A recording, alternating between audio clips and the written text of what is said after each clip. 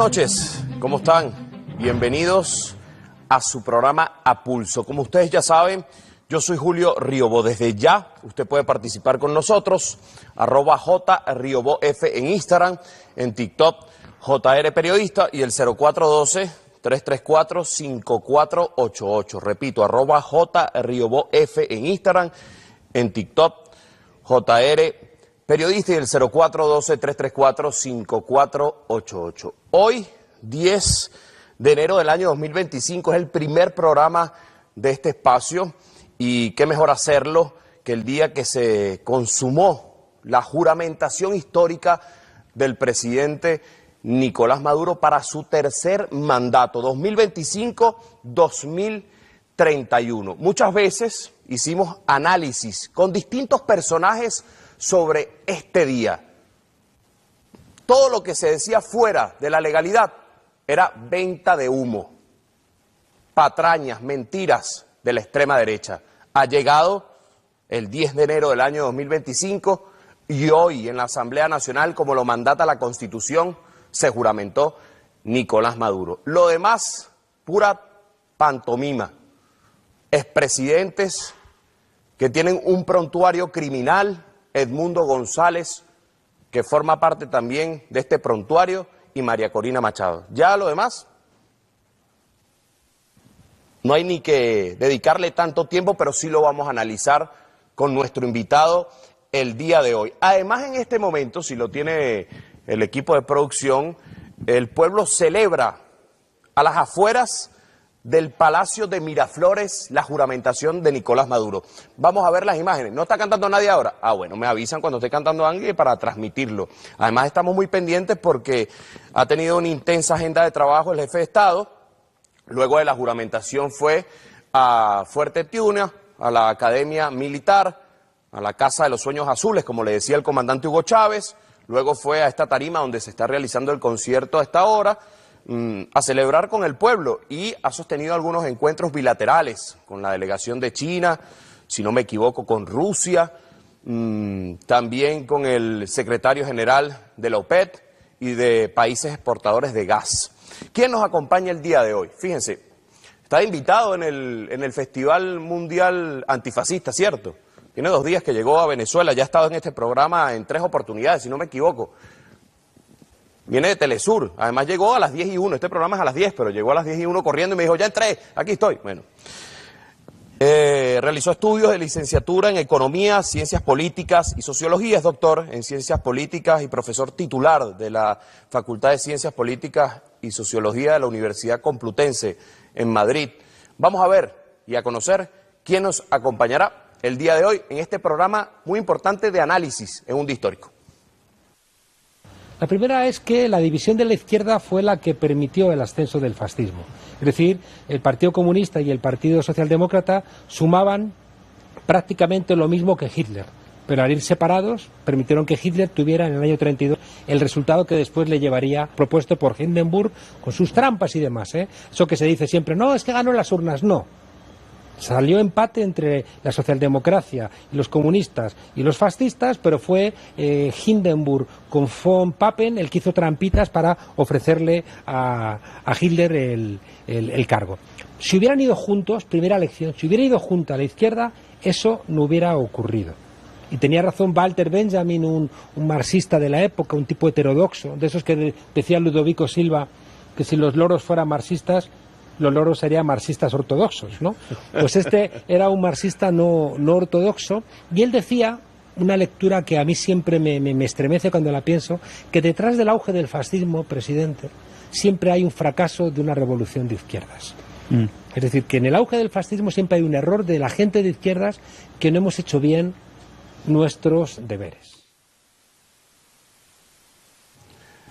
Bueno, y tenían este análisis de nuestro invitado el día de hoy. Recuerde, puede participar con nosotros, @JRiobóF en Instagram, en TikTok, JR Periodista y el 0412-334-5488. Dicen por aquí, saludos de Barinas, José Batá. También dice José Batá, lujo de invitado, nos acompaña Juan Carlos Monedero. ¿Cómo está? Gracias por venir.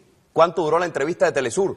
Fue breve, pero buena. Concisa, rápida. Sí, porque había quedado con vosotros. Entonces, tú sabes que los tiempos el compromiso. Los tiempos de la televisión son raros. Entonces, la entrevista duraba sí, como 20 minutos, pero bueno, como empezaron un poquito tarde, estaba hablando, y siempre merece la pena escuchar a Ignacio Ramonet. Bueno, pues hay un... Y Breto Altman, estuvo con usted ahí. Bueno, Altman, sí, también. Pero bueno, bien, forma parte todo del mismo análisis y coincidente, ¿no? Los que venimos de fuera y comentamos la realidad venezolana, si no tienes los ojos, ¿no?, llenos de prejuicios, coincidimos. He venido hasta aquí desde la otra punta, estábamos en el edificio de CanTV. Chico, no he visto barricadas, no he visto incendios, no he visto... ¿Todo está tranquilo? Lo que he visto es alegría en la gente celebrando algo que, como tú decías, parece que estaban conjurados a hacer que fracasara, ¿no? Me parece, lo comentaba ahora en Telesur, que María Corina Machado es la madrastra de Blancanieves, ¿no? ¿Cómo es eso? A ver. Bueno, pues tiene un espejo que le dice que es la más guapa, ¿no? Y siempre le dice que es la más guapa, y como solamente se mira en ese espejo, cree que es la más guapa. Y un día baja a la realidad y resulta que convoca a una manifestación y no hay nadie. Le dijo ese espejo que ella iba a ser presidenta. Claro, la presidenta iba a tomar el té con la reina de Inglaterra y con el presidente de los Estados Unidos, ¿no? Y resulta que luego en la realidad, pues lo que no ganó en las urnas tampoco lo gana en las calles. Y entonces monta el berrinche, articula una suerte de autosecuestro que me recordaba una cosa muy chusca en España, que le costó el puesto a quien lo hizo y un enorme escarnio y una burla al Partido Popular, porque un concejal de La Carolina, un pueblo de Andalucía, se autosecuestró. Se metió en un coche, se metió en el maletero del coche y desde allí llamó a la Guardia Civil: me ha secuestrado ETA, ¿no? Antes de las elecciones, pensando que eso le iba a dar votos a su partido. Claro, fue una burla porque era toda una gran mentira. Entonces, María Corina intenta hacer ese autosecuestro, no le sale. ¿Qué es más preocupante, este autosecuestro o la cartera azul? Un poco para reírnos, invitado. Hay una canción, ¿te acuerdas la canción de la mochila azul? Claro, cómo no, ¿no? Y fue tendencia allí porque algunos se burlaron de este momento, porque es un falso positivo, sin duda. Sí. A ver, no sé cómo usted cataloga eso, yo he visto varios análisis, he escuchado el suyo a nivel de redes sociales, usted dijo que es un estrepitoso fracaso. ¿Mantiene esa postura? Claro, pero fíjate, si uno atiende a los medios de comunicación internacionales, que es donde se monta el ruido. El ruido no está en Venezuela, está fuera de Venezuela. La campaña siempre fue internacional. Claro, siempre, ¿no? Entonces, en ese ruido, María Corina Machado, como ha hecho en todas las anteriores elecciones, juró que esto ya se había acabado, que ya venía un nuevo gobierno, que el chavismo iba a caer, y fracasa constantemente, ¿no? Hace promesas que no puede cumplir. Fíjate que yo creo que ella estaba buscando la única posibilidad de ganar algún tipo de credibilidad, que es una suerte de autoatentado, ¿no? Lo hemos visto en muchas películas, o lo hemos visto con Donald Trump, ¿no? Ese atentado que le roza la oreja. Bueno, pues seguramente colaboró junto con Elon Musk a que ganase las elecciones, ¿no? Ella estaba soñando con algo parecido, que la detuvieran, que montara un escándalo, que la hirieran. Incluso yo creo que el gobierno hizo muy bien en cuidarla, porque eso es algo que ella nunca va a reconocer, y es que el gobierno no la ha encarcelado porque ni siquiera está imputada en delitos. No es como Edmundo González, que sí que ha incurrido en delitos. Ella está inhabilitada, pero no la están buscando. Usted estuvo por allí, por Chacao, además, ¿no? Sí, yo vi por allí. Uno veía que ese video lo trataron de manipular, y uno veía una barricada de funcionarios de los cuerpos de seguridad del Estado, iba pasando la marcha del Gobierno Nacional o de la Fuerza de la Revolución, y en la otra cuadra, que era lo que había, no pasarían de 1000 personas, para ser generosos. Sí, sí. Y yo creo que hizo muy bien el gobierno en cuidarles, porque ya recordemos la experiencia de Puente Llaguno, ¿no? Es decir, que ellos no tienen ningún tipo de escrúpulos en matar a algunos de los suyos para intentar echarle la culpa al gobierno. Yo creo que el gobierno ha sido muy inteligente, cuidando a la propia María Corina Machado y cuidando a todo su entorno. Claro, ella decía: no somos nadie, nadie nos ataca, nadie nos insulta, nadie nos frena, tenemos toda la avenida habilitada para que nosotros podamos marchar por ella, y aquí no pasa nada, pues vamos a inventarnos algo. Y claro, yo creo que fue un mal cálculo, ¿no? Porque ha dejado en ridícula a demasiada gente. Ha dejado en ridículo a Donald Trump, a la presidenta de Italia, al gobierno de España, a todos los medios de comunicación que y a los expresidentes estos del prontuario criminal.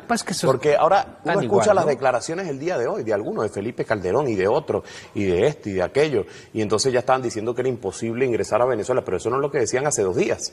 Decían hace 2 días, vamos para allá a acompañar a Edmundo González Urrutia, vamos a acompañar, decía Iván Duque, y vamos a estar. Y hoy sale Edmundo González Urrutia en su lectura de prompter habitual, de cámara, diciendo, no voy a poder estar en Venezuela. Entonces, ¿cuál es la narrativa de la extrema derecha de cara al próximo día? Yo le preguntaba a la gente, ¿qué va a pasar después del 10? Bueno, viene el 11 de enero. ¿Qué va a pasar? ¿Cuál es la narrativa ahora de la extrema derecha? No me quiero mucho enganchar con la extrema derecha porque habría que también analizar el discurso del presidente Nicolás Maduro. Antes de eso, déjame plantearte que una cosa que yo contaba en broma de un taxista negro, socarrón, caraqueño, ¿no?, que se montaron en su taxi para grabarle y le dijeron, bueno, ya Guaidó y va a cambiar todo, ¿no? Y con Guaidó va a haber una nueva Venezuela y después de Guaidó esto va a ser mucho mejor. Y le decían al taxista, ¿qué cree usted después de Guaidó que va a venir? Entonces se gira el taxista y dice, pues después de Guaidó vendrá Guaitré, ¿no? Entonces, es verdad, ha venido Guaitré. El mismo guión, sin duda. Ha venido Guaitré, es decir, Edmundo González es la montaña que ha parido un ratoncito, ¿no? Esa promesa de que iba a llegar aquí, ¿no? Entonces, oye, pues no te han detenido a María Corina, no ha entrado no han entrado los vicepresidentes o los expresidentes, no ha pasado nada, todo ha sido bla, bla, bla, bla, bla, bla, y creo que también es justo que esos 5 millones, que son muchos, de venezolanos que votaron por la oposición, ya no les siga, porque han fallado en todas sus promesas. Y yo creo que una de las cosas de hoy, aparte de que empieza un nuevo ciclo para la revolución bolivariana, que lo ha anunciado esta mañana el presidente de la Asamblea Nacional, creo que debería empezar también un nuevo ciclo para la oposición. Deben cambiar radicalmente de liderazgos, deben cambiar radicalmente de la conducción política que lo que busca es desconocer el resultado de las elecciones, desconocer la legalidad. Me ha llamado mucho la atención. ¿Esta oposición es tan nefasta como la oposición en España?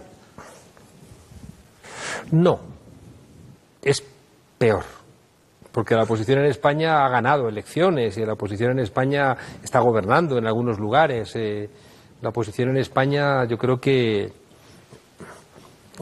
tiene más debate interno que aquí, ¿no? Porque aquí nos hemos dado cuenta, la disputa que había en el entorno de Guaidó, que lo que estaban discutiendo es quién se quedaba la plata. Y es verdad que el Partido Popular también tiene muchos asuntos de plata. Y una buena parte de sus peleas, cuando salen a la luz, es porque se pelean por el dinero, ¿no? Sobre todo en momentos de crisis, que había menos plata para robar. Tienen 30 juicios abiertos, ¿no? Y entre ellos, es verdad que no se pisan la manguera, pero cuando alguno cae, como que miran para otro lado y dicen, te han pillado, pues te fastidias, ¿no? Pero sí que son capaces de articularse, son capaces de ganar elecciones, mientras que la oposición venezolana, ¿qué ha hecho, no? O sea, si hubiera servido también la oposición para afianzar la crítica al gobierno, para que el gobierno hiciera mejor las cosas, dices, bienvenida sea, pero es que no sirven para nada. Han servido para que le roben a los venezolanos Citgo, para que le roben el oro, para hacer guarimbas, para detener la economía, para justificar las sanciones de Estados Unidos. Es una oposición que no es buena para este país. Y yo creo que, repito, los legítimos venezolanos que no estén de acuerdo con el gobierno, que siempre ocurrirá, ¿no? Debieran ir pensando en cambiar de oposición, en cambiar al Edmundo. Es que son todos gente que firmó el decreto de Carmona Estanga, son gente que ha apoyado golpes de Estado, son gente que reconocieron a un tipo que se puso la banda en una maldita plaza él solo, ¿no? Entonces, no tienen credibilidad. Solamente tienen el apoyo internacional y, repito, como la madrastra... Que algunos dicen por allí, no es el mismo apoyo internacional que tuvo en su momento Juan Guaidó, porque usted sabe que se hizo toda una componenda. Claro. El apoyo internacional de Edmundo González Urrutia es minúsculo. Claro, porque también es un gato escaldado del agua fría huye, dice el refrán, ¿no? Entonces le metieron mucho esfuerzo, algunos pusieron su credibilidad encima de la mesa por Juan Guaidó y al final fue un fiasco.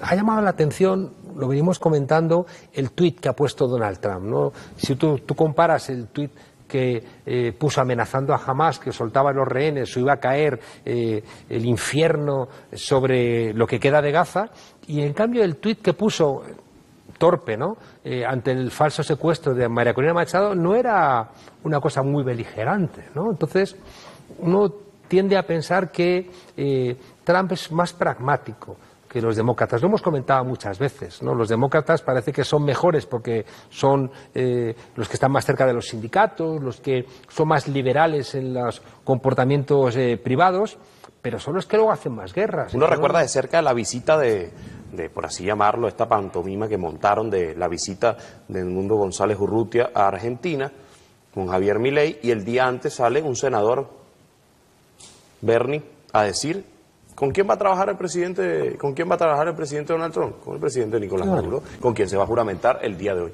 Claro, Bernie Moreno, si no me equivoco. Sí, eso ya lo han reconocido toda la gente sensata. Cuando habla contigo te reconoce que reconocer otra vez, ¿no?, a Edmundo González, como se hizo con Guaidó, es absurdo, porque saben que van a tener que negociar cualquier realidad con el presidente legítimo, que es el que tiene las riendas del país, ¿no? Ya repito, como han hecho tanto el ridículo, y lo último ha sido este tiro en el pie que se ha pegado María Corina Machado inventándose el secuestro, que ha dejado como idiotas a todos sus grandes apoyos. El diario El País, otra vez. Yo vi hoy distintos medios, Caracol, CNN, El País, pidiendo disculpas. En Infobae, claro, o sea... Sobre todo yo vi a Caracol diciendo, me disculpa, fue un error, no sé qué, pero eso es porque no tuvo la pegada que se está buscando, porque si lo hubiesen tenido ellos la capacidad además de pedir disculpas a los Yo escuché esta mañana a la radio más importante de España, que es la cadena SER, y no han pedido disculpas, sino que han intentado maquillarlo para no reconocer que han metido la pata soberanamente, ¿no? Ahora bien, ¿cuál es el mensaje que le da el presidente Nicolás Maduro con su juramentación el día de hoy en la Asamblea Nacional a las transnacionales de la comunicación que mintieron tanto y se pegaron a este discurso con lo que iba a ser supuesta visita de Edmundo González Urrutia el día de hoy?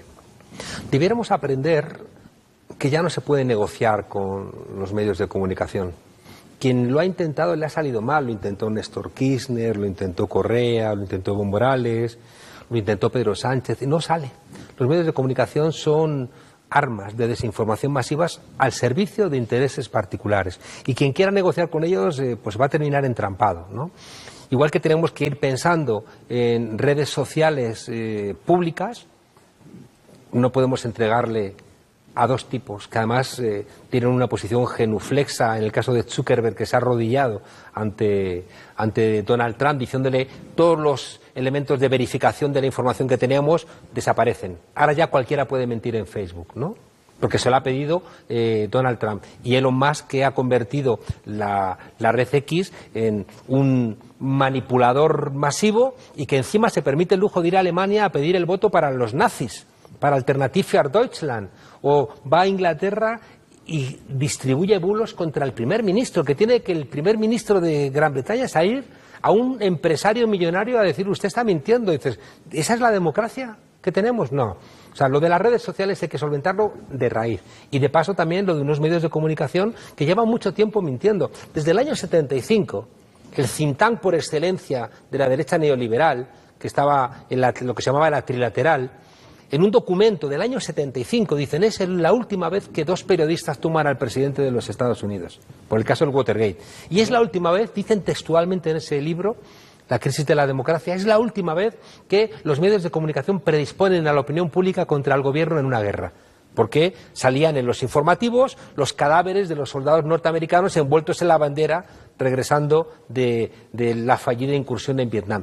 Llevan 50 años utilizando los medios de comunicación para mentir. Y yo creo que el clímax, ¿no?, lo hemos visto últimamente, lo vimos en Europa cuando el Brexit, cuando sale Gran Bretaña de la Unión Europea por las mentiras de unos tipos que utilizan Facebook Mark Zuckerberg, para algo tan importante, de lo cual se lamenta profundamente una parte importante de Gran Bretaña, que es salirse de la Unión Europea. No porque la Unión Europea sea maravillosa, sino porque económicamente es un desastre para los ingleses quedarse fuera, aparte del problema que tienen con Irlanda. Hemos visto que nos dijeron que había armas de destrucción masiva en Irak. Era una gran mentira. Nos dicen ahora que un tipo que estaba en el ISIS, que cortaba cabezas hace 6 meses, ahora es el que va a liberar Siria. Y dices, pues mire usted, no me lo termino de creer. Igual que, repito... Le cambian el modelo de vestir. Claro, ya está, y te recorta un poco la barba y ya no eres del ISIS, ya no has cortado cabezas. Y dices, oiga... ya eres un personaje heroico. La gente es imbécil, pero no tanta, ¿no? Y por tanto yo creo que una de las batallas de la democracia tiene que ver con los medios de comunicación. Hay 2 grandes batallas. Perdón, hay 3 grandes batallas. Ya la guerra cognitiva. Hay 3 batallas que tenemos que pelear para no perder nuestras democracias, que aquí en Venezuela se han empezado a caminar. Y por eso también Venezuela genera tanta ira entre las élites, porque está haciendo lo que tiene que hacer. Y está haciendo Venezuela desde hace más tiempo lo que ha empezado a hacer México. Y por eso también México están acusándolo de ser una dictadura. ¿Cuáles son los 3 grandes problemas que tenemos en nuestros países? Uno es la judicatura, es decir, el lawfare, jueces, que son unas minorías que no se parecen a nuestros países. En España, 1/3 de los jueces están vinculados al Opus Dei. En España, el Opus Dei es el 0,0000 de la población. Por tanto, los jueces no se parecen a la España a la que juzgan. Por tanto, tenemos que hacer algo con los jueces, porque los jueces son los que apoyan a la derecha y a la extrema derecha y persiguen a la izquierda. Correa tiene que vivir fuera de su país, quisieron meter en la cárcel a López Obrador, quisieron también imputar a Claudia Sheinbaum, en todos los países, a Podemos en España, en todos los países, a Petro, en todos los países los jueces, si no los reformas, te meten en la cárcel como hicieron con Lula, aunque luego 562 días después otro tribunal te saque. ¿Por qué sacaron a Lula? Esto también es conveniente que la gente lo sepa, porque cambió al Tribunal Supremo. Si no llegan a cambiar al Tribunal Supremo, Lula se pudre en la cárcel. Entonces, claro, ¿qué ha hecho, por ejemplo, México? Acaba de hacer una reforma constitucional para que sea el pueblo el que elija a los jueces, algo que se ha hecho aquí, también con los jueces de paz, ¿no? Entonces, claro, está la derecha mundial, y no solamente la derecha diciendo, hay una dictadura en México. Oiga, dictadura es cuando hay jueces del Tribunal Supremo en Estados Unidos nombrados por Donald Trump que le declaran libre de todo tipo de pecado. ¿Cuáles son los otros 2 aspectos? El otro es los medios de comunicación. Y fíjate, tanto la división de poderes como la esfera pública son 2 de los pilares de los gobiernos representativos. Porque hay otra cosa que la gente tiene que saber. Llamamos democracia a nuestros gobiernos, pero no son democracias. Democracia es lo que había en el mundo griego, el kratos del demos, el poder del pueblo, ¿no? Y que tenía que ver con la participación directa del pueblo. Algo que también en Venezuela se empezó a hacer con el presidente Chávez. Aquí lo que tenemos son gobiernos representativos. Tú eliges a un representante y hasta dentro de 4, 5, 6 años no puedes saber nada. Por eso aquí se metió en la Constitución el revocatorio de los mandatos, porque el pueblo, si es soberano y hay un poder constituyente en el pueblo, si un líder se presenta a unas elecciones como alcalde o lo que sea, o presidente o diputado, y lo hace mal, el pueblo tiene que poderle rendir cuentas. ¿Qué ocurre con la esfera pública? Que la esfera pública es la que permite que tú puedas autorizar a tu representante o desautorizar a tu representante, pero tienes que tener información.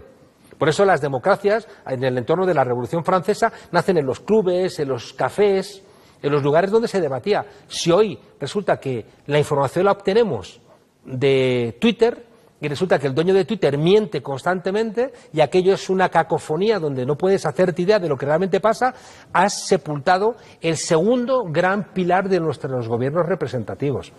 Alguien me va a decir a mí, como dice la teoría clásica, que no, es que de la discusión en el Parlamento de partidos que representan intereses diferentes sale el interés conjunto del país, decía Edmund Burke, que se llamaba como Edmundo, en vez de González Burke, ¿no? Entonces, resulta que ellos te decían, claro, ¿por qué te decían esto? Porque solamente votaba la burguesía y todos los que había en el Parlamento eran burgueses. Entonces, lo que hacía el Parlamento era, de alguna manera, conciliar intereses entre burgueses para que no se mataran entre ellos. Pero cuando el pueblo entra en el Parlamento, ¿sigue siendo válido eso? A la gente que nos está escuchando, yo les pregunto, ¿de verdad alguien que nos escucha cree que de la discusión que del debate entre el Partido Republicano en Estados Unidos y el Partido Demócrata sale el interés del conjunto de los estadounidenses. Eso es una mentira, es una trola, es un gran engaño.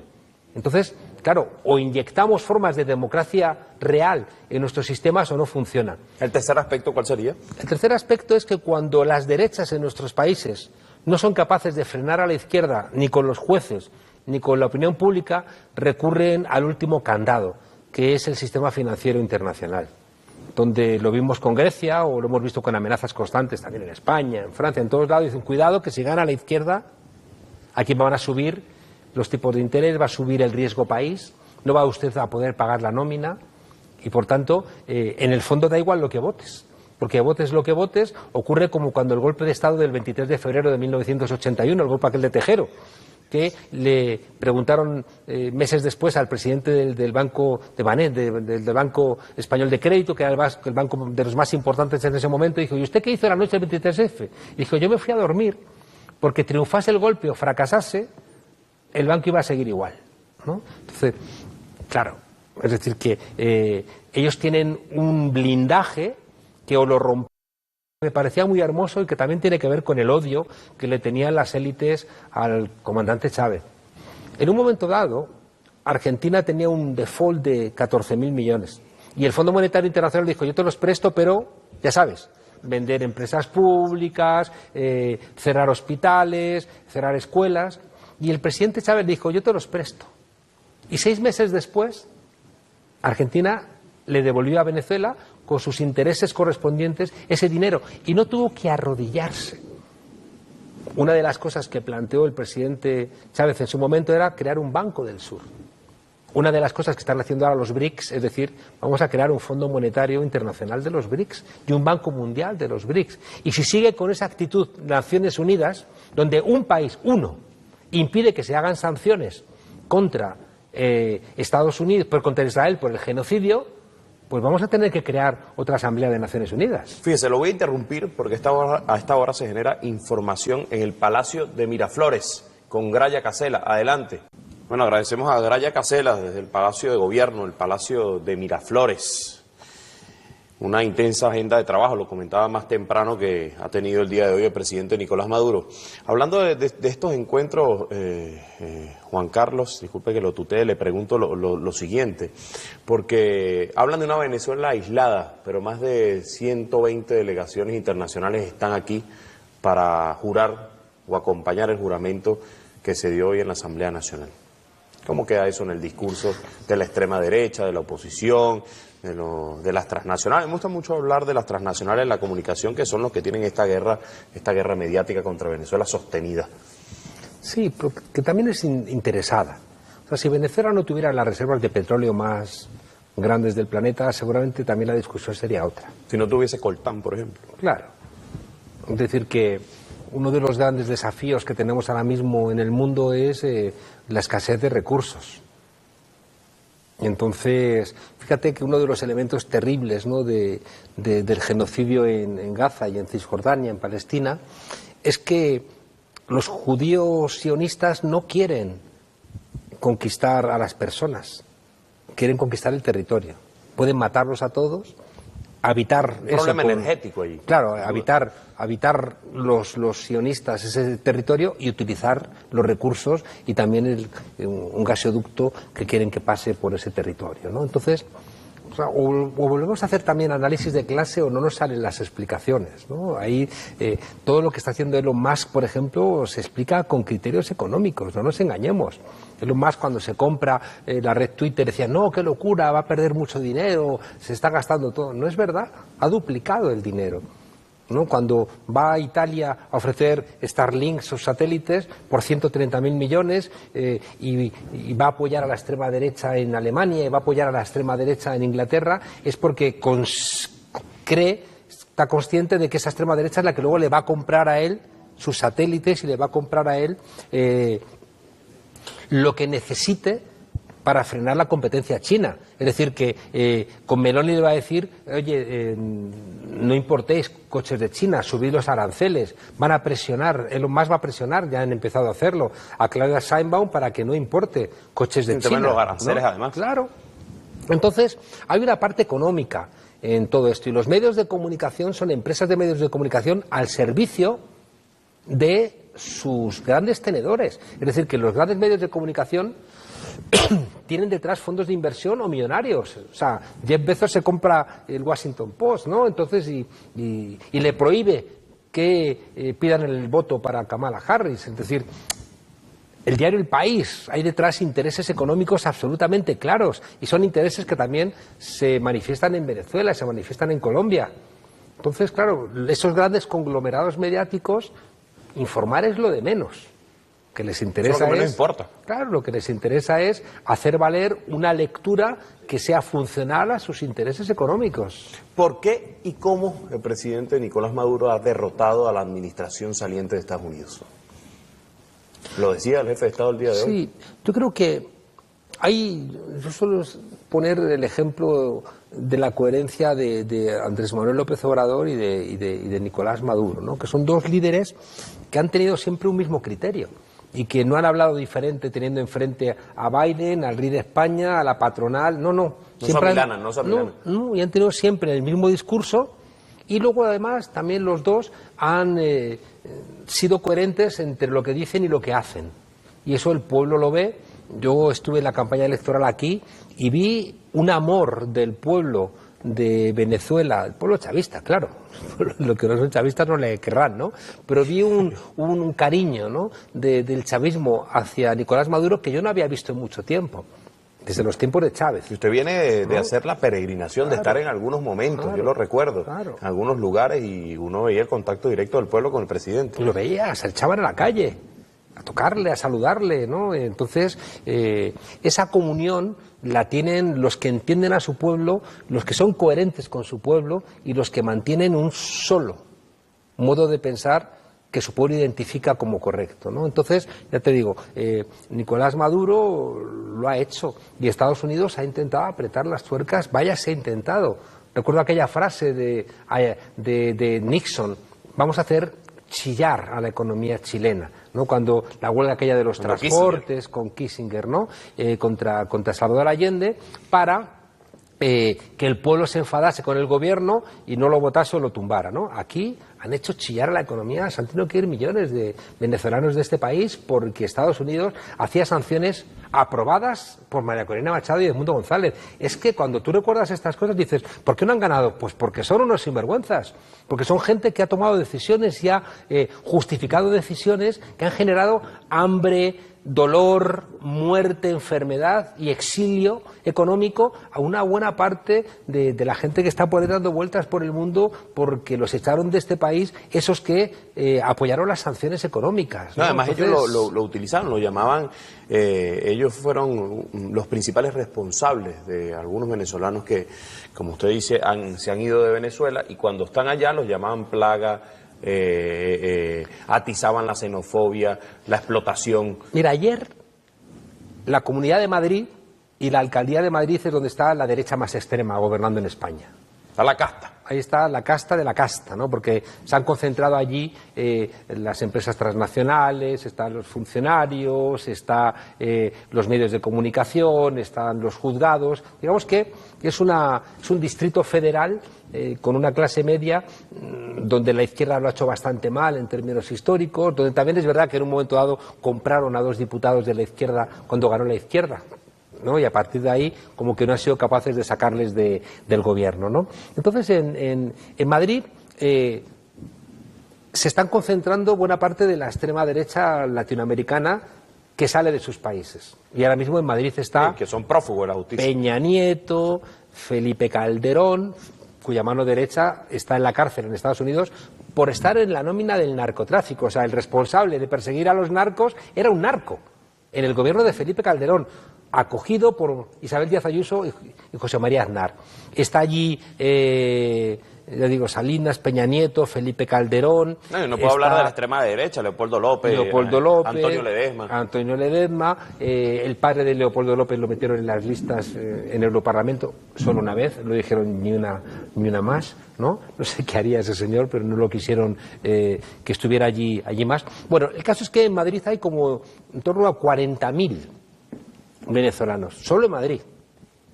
En el resto de España hay muchos más, ¿no?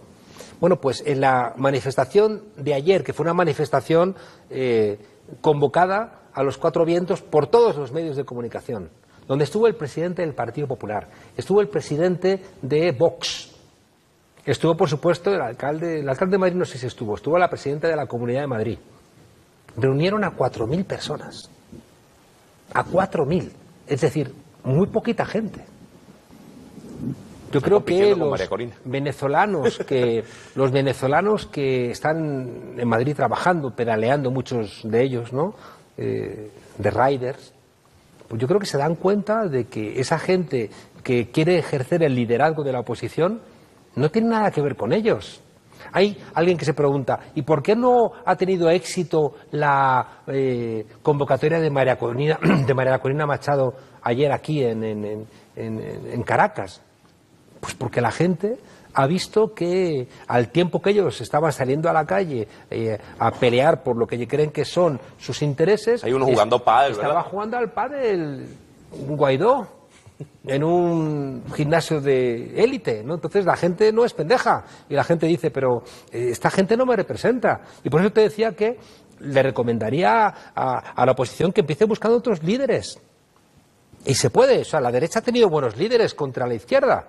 Los ha tenido, ¿no? En Checoslovaquia estaba Václav Havel, Lech Walesa en Polonia, gente que luego no eran a lo mejor tan luminosos como parecía, pero bueno, fueron capaces de aunar a la gente. Pero es que los de aquí, uno era el filósofo del Zulia, ¿no? Dices, hombre, Manuel Rosales tampoco es que fuera el lápiz más afilado del estuche, ¿no? Entonces, claro, entonces...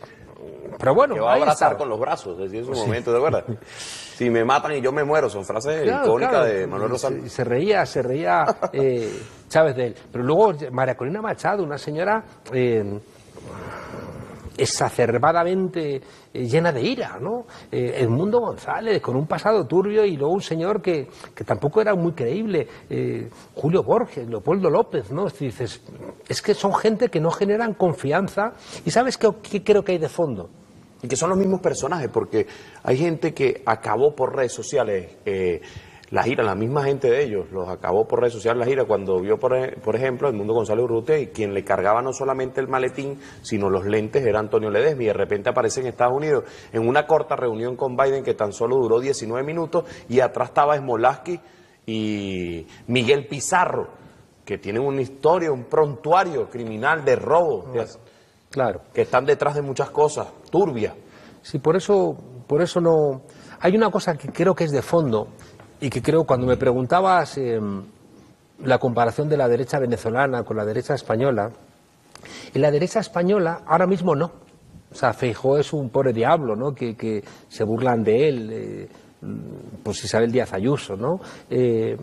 Pero en la derecha española ha habido gente que ha entendido a España. Fraga Iribarne, que fue el que crea el Partido Popular, que era un ministro de Franco, que firmó sentencias de muerte, pero era un tipo que tenía una idea de España. Por supuesto, una idea franquista, pero tenía una idea de España. José María Aznar, un tipo también que metió a España en la guerra de Irak, que mintió a los españoles diciendo que el atentado del 11M había sido ETA, no Al-Qaeda, un tipo feo en sus comportamientos, ¿no? Pero era un tipo que tenía una idea de España. Decidió, en su concepto, vamos a llevar a España al eje atlantista, yo quiero poner los pies en el rancho, encima de una mesa en el rancho de George Bush, ¿no? Bueno, equivocada, pero tenía una idea de España, y de alguna manera conectó con una parte de España, sacó mayoría absoluta en algún momento, ¿no? En cambio, la derecha actual venezolana no entiende a Venezuela, no la entiende. Fíjese, interrumpimos nuevamente la entrevista, vamos al Aeropuerto Internacional Simón Bolívar de Maiquetía, Rampa 4, adelante. Bueno, agradecemos a Juan Pablo Palma, ha estado desde muy temprano en la cobertura de la llegada de las delegaciones. El día de ayer también estuvo María Jiménez y bueno, ya han partido algunas delegaciones que estuvieron en la toma de juramentación del presidente Nicolás Maduro. Vamos a leer algunos comentarios antes de un interrogante. Dice Nico Aranguren 25, saludos de Cúpira, municipio Pedro Gual, Estado Miranda, excelente invitado. Rosa Virginia, buen comienzo de año 2025 con este invitado de lujo. Saludos, camaradas, seguimos teniendo el mismo presidente, que viva Nicolás Maduro. Saludos, Yaidelis, excelente Julio. Venga, usted que un programa en Paseo de la Resistencia Indígena, vamos, Omar. pendiente con eso. Ajá, otro comentario por aquí. ¿Qué le queda a la oposición de cara a las elecciones de gobernador y alcalde? Y le agrego yo una más. Y la Asamblea Nacional. Juan Lugo, 164. Están descabezados, ¿no? Están deprimidos, están sin rumbo. Y ya digo, no es bueno, ¿eh?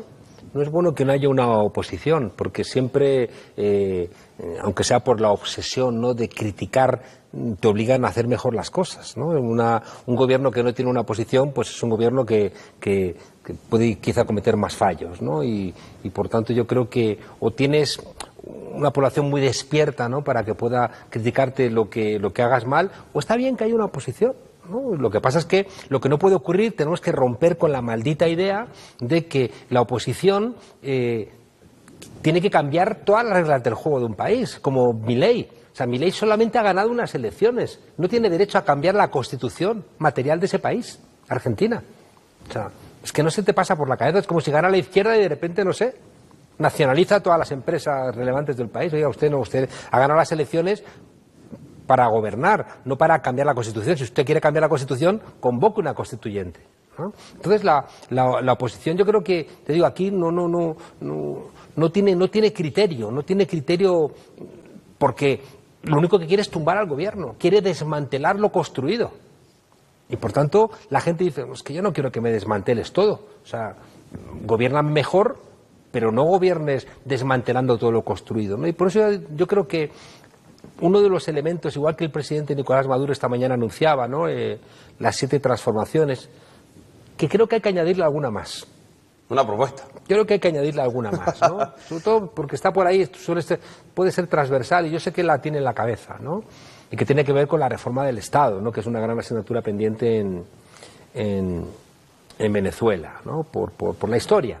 Una historia donde no fue nunca virreinato, fue una capitanía general, un siglo XIX muy convulso, y un siglo XX con un Estado construido desde la tenencia ya del petróleo, ¿no?, y que por tanto se vendía fuera, y con ese dinero ibas construyendo un Estado que no tiene la eficiencia que reclama, ¿no?, y que yo creo que en el siglo XXI es muy importante que el Estado funcione, ¿no?, y tapar las grietas de la corrupción, que realmente la gente sea eficiente, y que quizá, fíjate, algo que recuerdo en algún momento, Alí Rodríguez lo planteó en su momento, ¿no?, Alí Rodríguez Araque. Sí, cuando él era el responsable de PDVSA, como algo que se está discutiendo en el mundo, aquí se está poniendo en marcha ahora. Igual hay que ponerle otros nombres, porque lo estáis haciendo aquí, pero como no se buscan nombres adecuados al discurso que hay o al debate que hay en otros lugares, parece que no se está haciendo nada. Me estoy refiriendo a la renta básica universal. Aquí, en Venezuela, hay una suerte de renta básica universal con los CLAP, por ejemplo, o con todos los servicios públicos. Los subsidios. Claro. Entonces, lo llama subsidios. Son nombres como que es una renta básica. En un país que tiene petróleo puede permitirse el lujo de replantear muchas cosas, y ahora más que con la inteligencia artificial. Leía un informe ayer de que de aquí a 2030 van a desaparecer el 50% de los empleos. El 50%. Por el tema de la inteligencia artificial. Claro, porque es que ya programa, por ejemplo, la inteligencia artificial, ya se están haciendo coches sin mano de obra. No solamente que los coches se hagan ya sin mano de obra, sino que los coches se conducen solos. Imagínate todos los taxistas, los conductores de autobús, los de paquetería, los de transportes. O sea, todos esos trabajos tenemos que repensarlos porque van a desaparecer. Dice Boiler, le pregunto a Monedero, los extremistas juraron y prometieron que el mundo venía el 10 a juramentarse. ¿Ahora qué? ¿Cómo quedaron sus seguidores? Mire, te queda tan solo una hora para que llegue el 11 de enero del año 2025. ¿No es usted parte del presidente o parte de la organización de recepción de Edmundo González, del comité de recepción? Pobre Edmundo González, al final es un personaje triste, ¿no? Es decir, que fíjate que por eso te decía lo de la madrastra, ¿no? A él no sé qué papel le corresponderá, ¿no? Triste. Es una suerte de, no sé si Rey Lear, no sé muy bien qué personaje le correspondería, pero siempre fue un mandado de María Corina Machado. Recuerda que el que iba a ser el que iba a encabezar a la oposición iba a ser Manuel Rosales. Siempre era un candidato tapa, ¿no? Claro, entonces María Corina Machado quiso que no fuera Manuel Rosales. ¿Recuerdas que también intentó que fuera esa señora, ¿no?, que se llamaba también Corina, ¿no? No pudo ser porque Manuel Rosales no le permitió que fuera, la engañó, y al final le buscaron a Edmundo González porque estaba convencida María Corina de que le iba a obedecer, ¿no? Pero es un personaje, ya digo, que le han paseado, que no, es un hombre mayor, sin mucha fuerza, no dejaba de producir cierta ternura patética el abrazo entre Biden y Edmundo González, ¿no?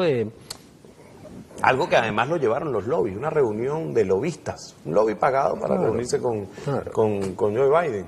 Pero ya esos lobbies no van a dar tanto resultado. No. Es lo más seguro. No, yo creo que va a haber un pragmatismo en Donald Trump. No sabemos lo que va a hacer, ¿eh? O sea, Donald Trump puede salir por cualquier lado y hacer cualquier barbaridad. Yo creo que hay que estar preparados para cualquier salida loca, ¿no? Porque la puede hacer. Además dicen por ahí, los Estados Unidos no tienen amigos, no, intereses. Todo tiene intereses. Yo le he preguntado, ¿por qué convertir esta elección de Nicolás Maduro, que fue el 28 de julio, su victoria, en una elección mundial? ¿Por qué esta juramentación en una juramentación mundial? Mira, tenemos que... Yo le digo a mis alumnos siempre que sean como Neo en Matrix, que te sales y ves la jugada desde fuera para poderla entender. En 1948, George Orwell escribe un libro que se llama 1984. Que recomiendo a toda la gente, ¿no?, que nos está escuchando, que lo lea, ¿no? Donde habla del gran hermano te vigila. Es como una distopía, que es una utopía negativa. Es un libro muy fresquito, que se lee muy bien y que nos explica muchas cosas de nuestro mundo. Una de las cosas que cuenta George Orwell en ese libro, terminada la Segunda Guerra Mundial, es que los sistemas políticos occidentales necesitan enemigos. Y siempre, desde finales de la Segunda Guerra Mundial, está el enemigo soviético, en el mundo asiático iban construyendo también sus propios enemigos, Hollywood ha sido un espacio también de construcción de ese enemigo. Uno mira las películas de James Bond siempre peleaba contra el enemigo que tenía el imperio en cada momento dado. Todo eso va generando un corpus que después se traslada a la política. Y desde hace 25 años empezaron a disparar contra Venezuela con una construcción mediática muy sólida, a la cual le han metido mucho dinero. Es verdad que Venezuela hizo sus deberes, es decir, que cuando el presidente Chávez monta la UNASUR, monta la CELAC, dice que la OEA no vale, no permite que Estados Unidos, que no ocurra como le ocurrió al pobre Bolívar en el Congreso de Panamá, que él dice que no estén allí, lo recordaba esta mañana el presidente Maduro. Dice en el Congreso de Panamá que no vengan los norteamericanos y Santander invita a los norteamericanos, ¿no? Bueno, pues la OEA no está invitada ni a la UNASUR ni a la CELAC. Reactiva la Organización de Países Productores del Petróleo para que suba el precio. Organiza el ALBA. Permite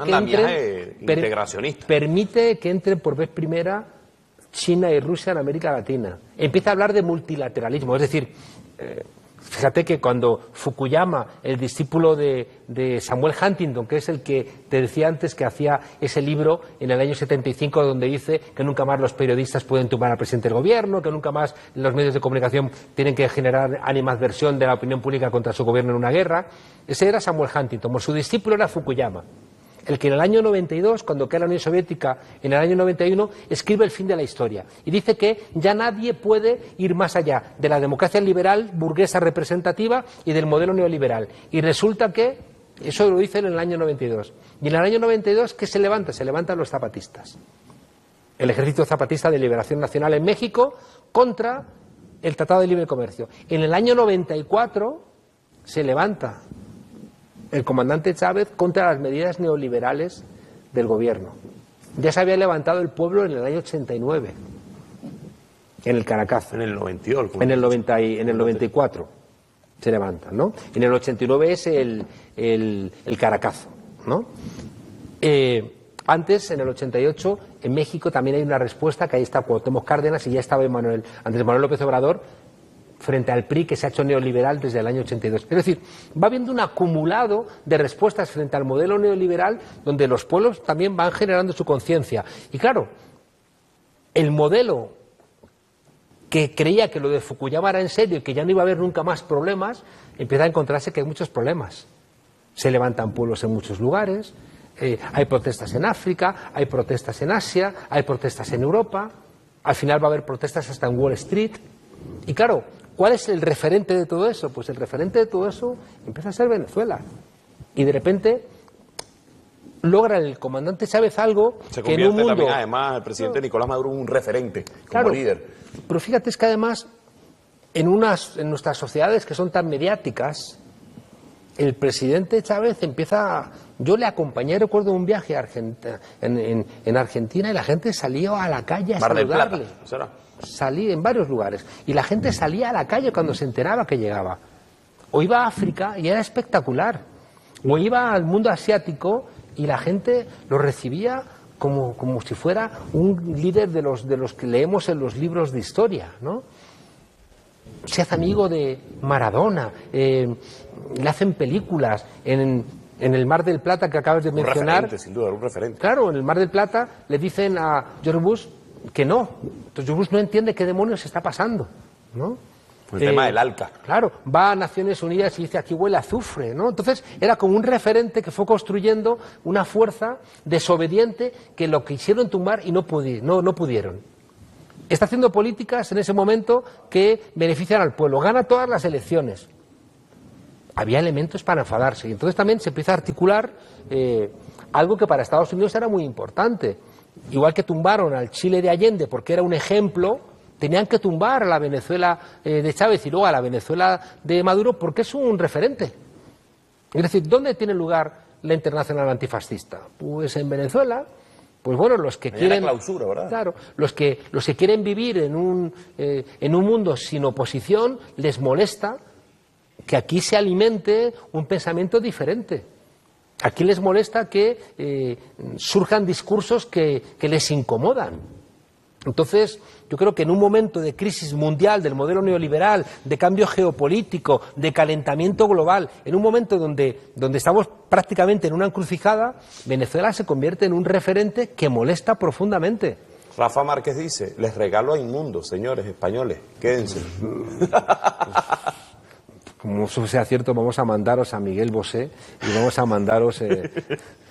Fíjense, no sé. Vamos a despedir esta entrevista, pero antes de hacerlo... ya voy para allá. ¿Quieren ya verlo de una vez? Vamos a verlo. Ok, fíjense, hablando ahí con el equipo de producción, fíjense, le pregunto lo siguiente, ya para concluir la entrevista, el presidente Nicolás Maduro ha dicho que su juramentación es una victoria de la democracia venezolana. Venimos a un año electoral. ¿Qué va a decir ahora esa mediática, esa extrema derecha, con más de 7 elecciones este mismo año? No, yo creo que, ya, como veníamos comentando, la posición venezolana ya fue, la que conocemos. Va a tener que articularse otra. Esa no vale. No vale porque también han perdido la credibilidad de los que les apoyaban. ¿Qué va a pensar ahora el diario El País, el gobierno español, el propio Donald Trump, de una líder que les ha hecho quedar como patanes, con un autosecuestro que era falso, ¿no? Entonces, yo creo que, como te decía antes, igual que comienza una nueva etapa para el gobierno, ¿no? Incluso con una reforma constitucional que ha planteado, tiene que empezar también una nueva etapa de la oposición. En un contexto... No sé si tenemos tiempo o no tenemos tiempo, pero en donde... Vamos a hacer algo antes del análisis, porque me están escribiendo allí. ¿Tienes ahí el concierto? ¿Lo tenemos? Vamos a verlo, adelante.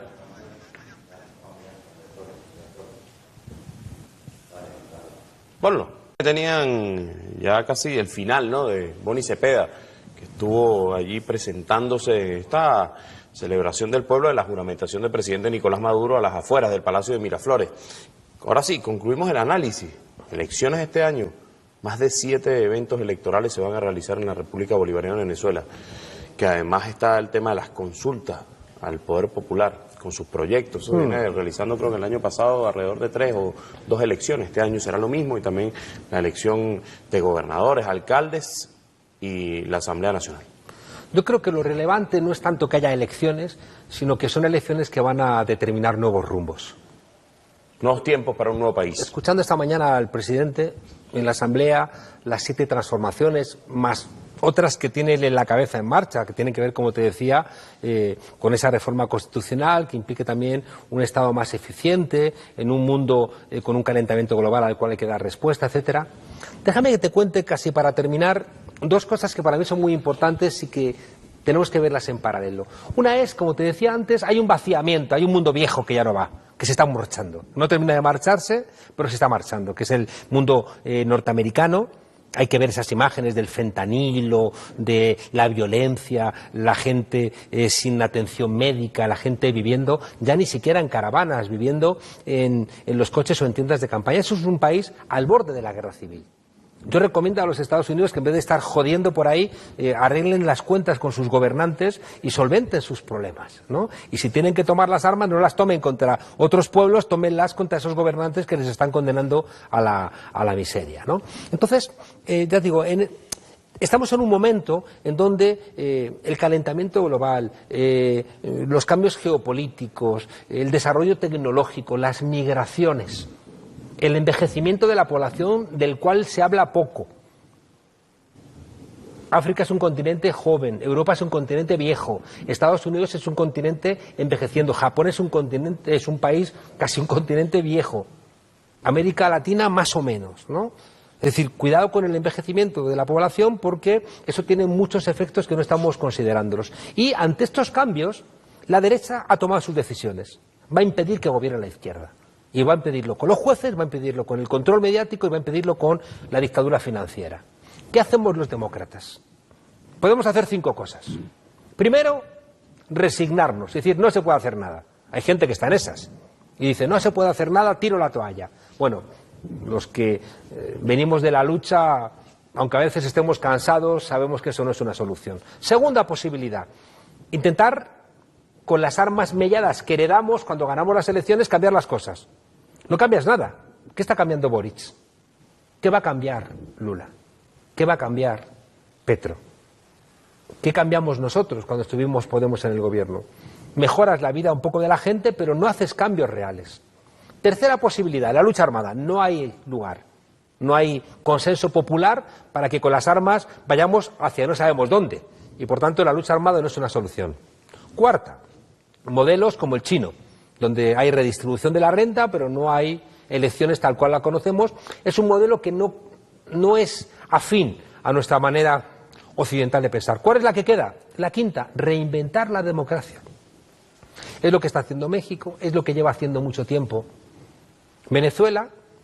Desde el modelo que heredamos, desde el punto 2, gana Chávez y desde la legislación anterior hace una reforma constitucional con una nueva constitución. Igual que ahora. Es decir, tú utilizas la legislación que tenías, en la constitución venezolana hay cosas maravillosas y hay cosas que no son tan maravillosas, que son herencia de Miquelena y aquella gente que metió ahí la cuchara en aquella constitución, pero tú tienes que ir más allá. Fíjate que la decisión en México de que sea el pueblo el que nombre a los jueces dinamita uno de los 2 problemas que te he dicho antes que atenazan a todas las democracias, que son los jueces. Pues, ¿qué es lo que ha hecho Andrés Manuel López Obrador y después Claudia Sheinbaum? Decirle al pueblo, si los jueces no nos dejan gobernar, vamos a cambiar a los jueces. Que sea el pueblo el que nombra a los jueces, ¿no? Eso es como cuando fusilaron a Maximiliano. Es un cambio brutal. Venezuela está caminando, ya digo, en esa senda de transformación. ¿Y en qué contexto mundial? Que era la segunda cosa que quería contarte. Le invito a la gente a que vea una película que fue la que le dieron el Oscar a la mejor película internacional este año pasado, 2024, de Jonathan Glaser, que se llama La zona de interés. Es una película sobre el Holocausto, pero donde no aparece nunca el Holocausto. Está ahí Auschwitz, que nunca la ves, se oye alguna vez algún disparo, algún gemido, aparece el humo, pero no se ve. Lo que se ve es la casa que hay al otro lado del muro, donde vive Rudolf Höss y su familia, con su mujer Hedwig y sus niños rubios. Y es la vida del comandante del campo con su familia, donde detrás, ya digo, aparece el humo, donde están masacrando a judíos, comunistas, gitanos y demás, pero no los ves. Creo que es una buena metáfora de donde está el mundo ahora mismo. Hay un enorme campo de concentración en muchos lugares. Al lado termino, al lado de ese campo de concentración hay una casa donde viven jerarcas y gente sirviendo a los jerarcas. Y fuera, que no sale en la película, hay gente que dice hay que asaltar el campo de concentración, hay que acabar con los nazis y hay que liberar a los prisioneros. Cada uno que se coloque donde quiera. Yo creo que la posición correcta es asaltar el campo de concentración, liberar a los prisioneros y exterminar a los nazis. Con esa reflexión vamos de inmediato al Palacio de Miraflores. Carlos Rebete, adelante. Bueno, agradecemos a Carlos Rebete del Palacio de Miraflores. También agradezco a Juan Carlos Monedero por haber venido a este programa a pulso. Gracias por estar aquí. Gracias a vosotros, porque creo que, como decíamos, Venezuela está marcando pauta. Y seguirá marcando. Y cada uno ponéis vuestro grano de arena, ¿no? Cualquier esfuerzo, creo que al final se expresaba en lo que ha pasado esta mañana. Ha sido muy emocionante ver que el pueblo, ¿no?, ha abordado esa banda presidencial, ¿no? Es muy emocionante como metáfora, ¿no? No es como Carmona Estanga, que se la compró en Madrid, ¿no? Los golpistas en un sitio caro. Es el pueblo haciéndola. Y creo que hay un mensaje hermoso en este esfuerzo que hacéis todos, cada uno desde vuestra trinchera, porque también es el mensaje de que esos pequeños granos de arena, ese pequeño trabajo del colibrí que hace su parte, al final consigue que este país, pese a todo el intento del imperio, como Espartaco derrotó al ejército romano, yo creo que Venezuela ha derrotado a los que querían ponerla de rodillas. Y creo que eso es un ejemplo para todos los que quieren pelear en el mundo. Así que gracias a vosotros. Bueno, nos despedimos. Nos vamos por aquí. Nos vamos y nos vemos el próximo viernes a las 10 de la noche. Agradezco a mi casa venezolana de televisión, Radio Miraflores, La Voz de la Verdad, la Radio del Sur, Telearagua y TV Fan por transmitir este programa en tiempo real. Si se sintonizó tarde, lo puede hacer el día de mañana a las 10 de la noche por TVs. Que tengan feliz fin de semana.